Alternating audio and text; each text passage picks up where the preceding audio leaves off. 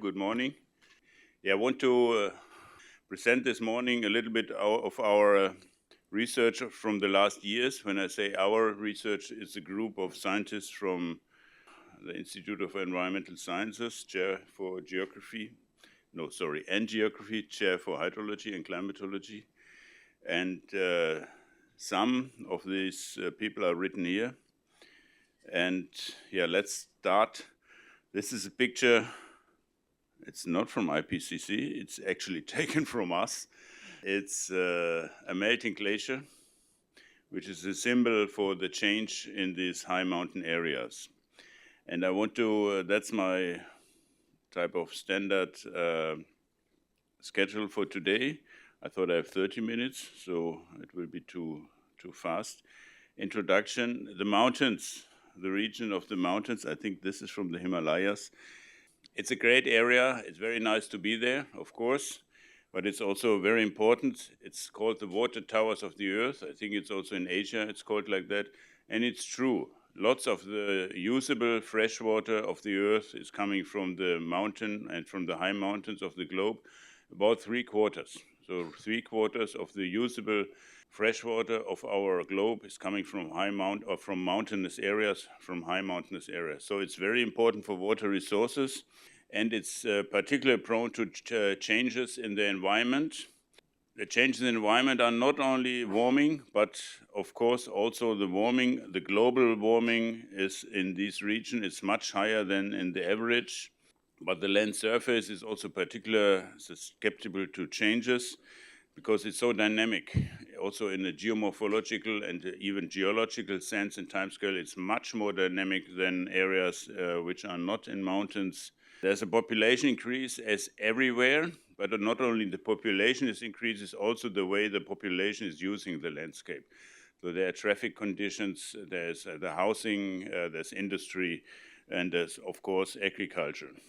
However, there are also management options available, so not everything is becoming bad and worse. It's also there are options to manage in a way that it is would be a sustainable future for us and for our children and grandchildren. Okay, to conclude, mountain areas are particularly vulnerable, and they are particularly vulnerable if the water resources are scarce in such regions, like in particular in or above in altitude semi-arid regions. We are not here in a semi-arid region, but also in subtropical regions or also tropical regions, but not only these. Okay, I think I will skip that, but just to summarize them, as I said before, 3/4 more or less of the water resources are coming from mountains, and they serve not only for the water resources or water supply of the people in the mountain areas, but also in the lowlands. And I got that picture from Daniel Viviroli, and he, looked at 44% of the water from the mountain areas is used is very important for the lowland people. So it's the mountains are not only important in the mountains, but also for the lowlands.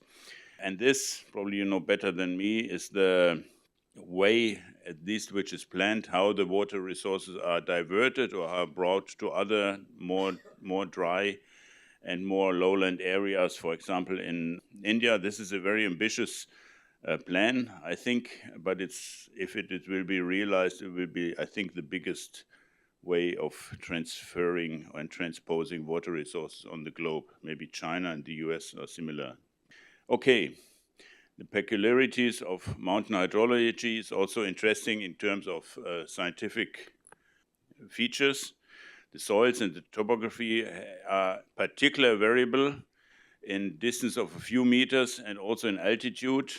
The slopes and the expositions are highly variable, so there's a very expressed, a very distinct feature of differences in energy budget and in vegetation. The vertical changes, of course, are very different to the ones in lowland changes or lowland differences, where you don't have these vertical gradients, and also the land use differences depending on the altitude. And there's also a very strong difference in time, both in a daily or diurnal cycle and in annual variations. The water storage capacity is particularly small usually. Though there's a lot of rainfall, the water, the capacity of the landscape to store this water is small because the soil, is shallow and high pervious, or there's even no soil. The slopes are steep. And sometimes, if you have plains in the valleys, which are not so much actually in the Himalayas, but much more in the Alps, there's a high storage capacity in the plains of the valleys. We face a particular data scarcity, which is, I would say, common in earth sciences, but in mountains and in remote mountain areas, it's particularly expressed. There's a very high variability. And to be honest, sometimes we don't know about the system, especially on rainfall. Rainfall is the input or the most important driver for hydrology. And of course, also in the Himalayas, but also in the Alps, even in Switzerland, where we Germans always think the Swiss are perfect. They have a limited knowledge of rainfall in the high mountains, of course, also in Germany or in any other. This is one picture of a place where we have been several times in the high mountains of Austria. And I just want to tell you that you can see, if you like at least, this variability in a nutshell. I think going from one side to the other here is only maybe 5 kilometers. So there's an extremely high variability, and I don't think then the global model can cover this. I know that there are people who do global modeling, but I don't do this. This is why I like to complain on global modelers. This is the same. There's coming, of course, that's a glacier. There's a river coming out of the glacier. And there's a gorge, a very good gorge since 30 years, not more, about. And this is the dynamics of this gorge, the discharge dynamics. And you see, this is for 10 years, about 10 years. You see an extremely high variation. So this is my example for the high variations in time. The low flow, of course, is in winter when there's only snow, so no liquid water available. But if you look more in details, you see this. This is for 1 year, the discharge, and you see that, again, there's no discharge in winter. But there's quite a variability within the months, and this is because of the weather. So if the weather is changing, if you have more clouds, a little bit of less temperature, discharge is decreasing dramatically, and then if the sun is coming up again. And what you also see, if you look in detail, let's look at this. This is for a few days. You see that there's a high variability from within each day, and I could show, but I didn't. So there's, of course, a very high diurnal cycle, which is at least 50%. So in the morning, you have much less runoff than in the evening. It's not at 1 o'clock in daytime when there's the highest insolation. Why is it not? Because it still takes time to travel downwards, about 3 or 4 hours.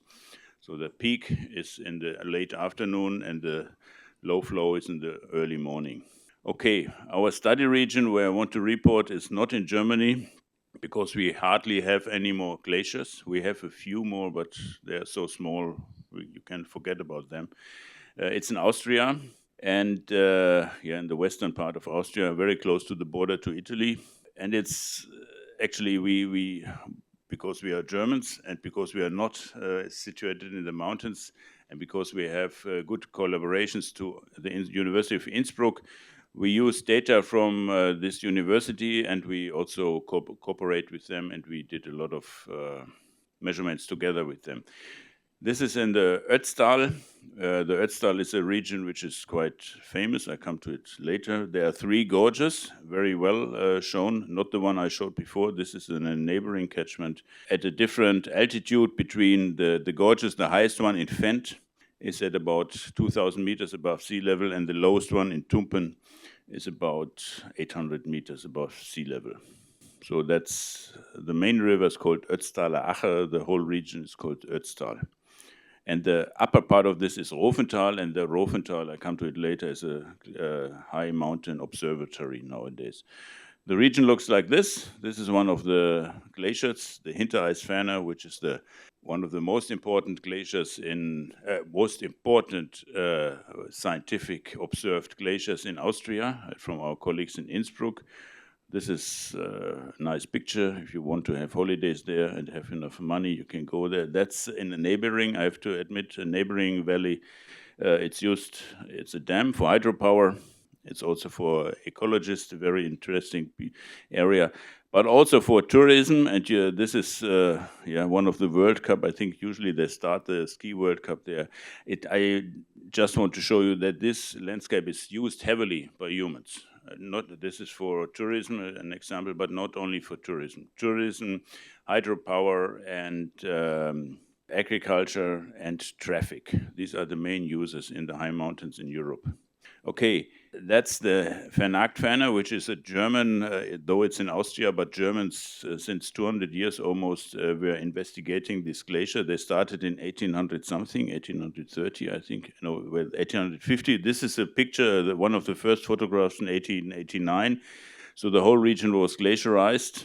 This was in 2010. I think it was taken by us. So compare it, there was ice everywhere. There's already ice missing. This is in 2022, and look to this is in 10 years, so almost half of the ice is left. And the forecast is that in the next 30 years, all ice will be gone, not left. So it's I feel, because I like these mountains, I feel very sad about this. These are dramatic changes. Yeah. I showed you that before, these three gorges, sorry, I thought I haven't, that's the upper part of this region with the gorge in Fendt.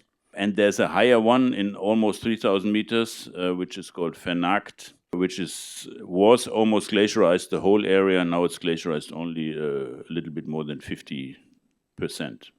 The Rofental, another one, and you can say that there's a lot of, for an alpine region, a lot of rainfall stations, permanent stations, and only totalizing stations.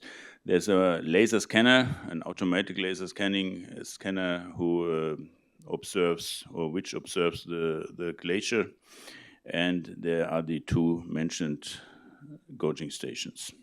Okay, the alpine region is warming too, but unfortunately, it's warming more or less twice as much in a double speed than average terrestrial surface. And the terrestrial surface already warming higher than the global average.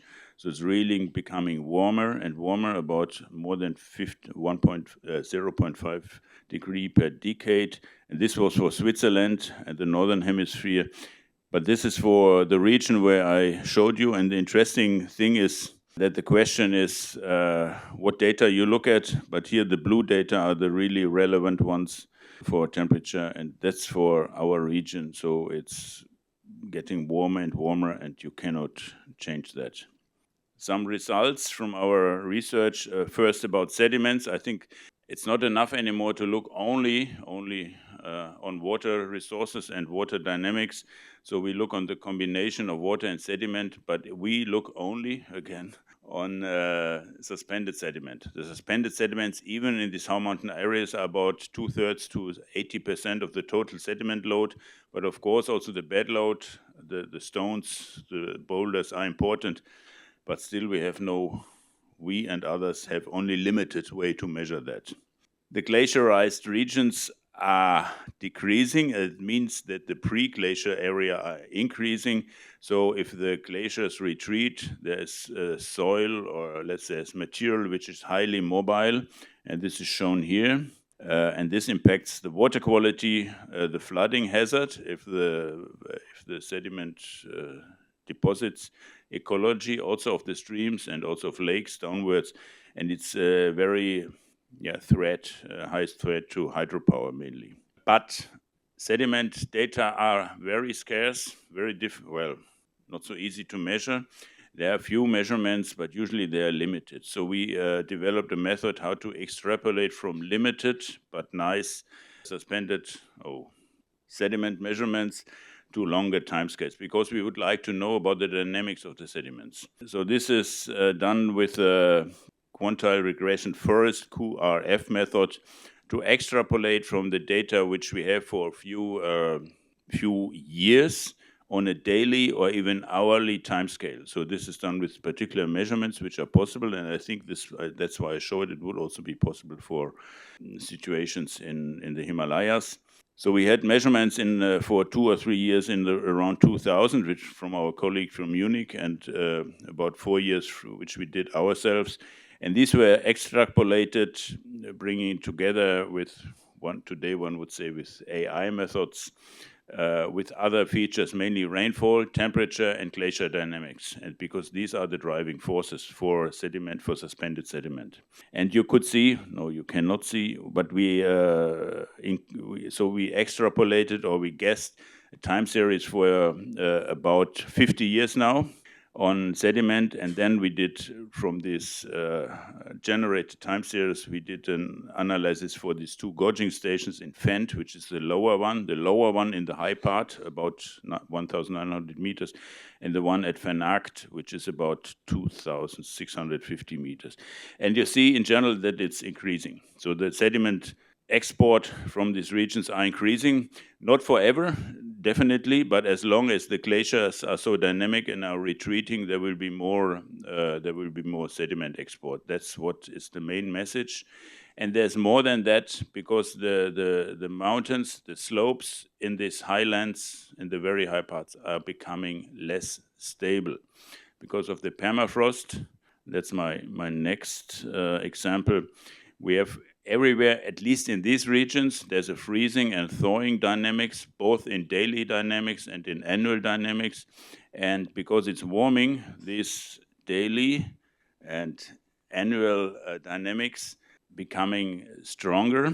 And that means that, at least that's what we think, that parts of the system, of the geomorphic system, is getting less stable. And this was investigated. The question is how to guess these dynamics, and it's done by a quite simple combination of air temperature and frost information. And what one can see is here, in the end, that the thawing periods or the thawing times, both at a daily and an annual timescale, are increasing, and the freezing times are decreasing. But so the dynamics is becoming higher, and that means that the export of sediment might be related to that. It is quite obvious that it's not only the suspended sediment, but also the slopes and even the rock falls. And there are, in the Alps, and I guess in the Himalayas, but there are some extreme, or what some very rare events where parts of the mountains are really falling down. There's no scientific investigation on this so far, and by far no statistics. If you see that by in the media, they say this is climate change, and I would probably agree, but there's no so far, as I know, no scientific investigation on that, and definitely no statistics, because these events are so rare. Okay, we did some fieldwork on that, and I should finish with something in the end. We also did for the whole Rhine region. The Rhine comes from the Alps, because the Alps are the water tower, but there are definitely a lot of floods, and we were thinking that's the Rhine region. So the Alps are in the south for Switzerland, and we were considering or elaborating if the whole seasonality of the Rhine and the regime is changing. This was done mainly by Erwin Rottler, my colleague, and the idea, because the seasonality is composed of two main components. One is the melting snow in the Alps, and the other one is the rain-induced runoff in the middle mountains which is the larger area of the Rhine. And the question was if these two regions are more overlapping in future. We modeled that, also the system, which was quite difficult, but in the end, I think it's successful. This is a snow model calibration. This is also showing the differences in observed snow, observed by remote sensing. And we were quite confident, but you see in the lower part that there's also some differences. To conclude, yes, the seasonality is changing, but it's changing in a different way than we thought so far, what our data say, because we were afraid, or we thought there might be more flooding, a higher flooding in the autumn and in the summertime, because these two regimes may overlap, which is true. On the other hand, the floods and the runoff from snow melt will become less, because the snow will melt earlier in this particular region. So it's important to look in the particular region, because I think in the Himalayas completely different, because you have the overlap of also snowmelt and monsoon-driven regime, which is just a different story. So one cannot transfer these results from the Alps to other mountains. I skip this. We have published this if you're more interested.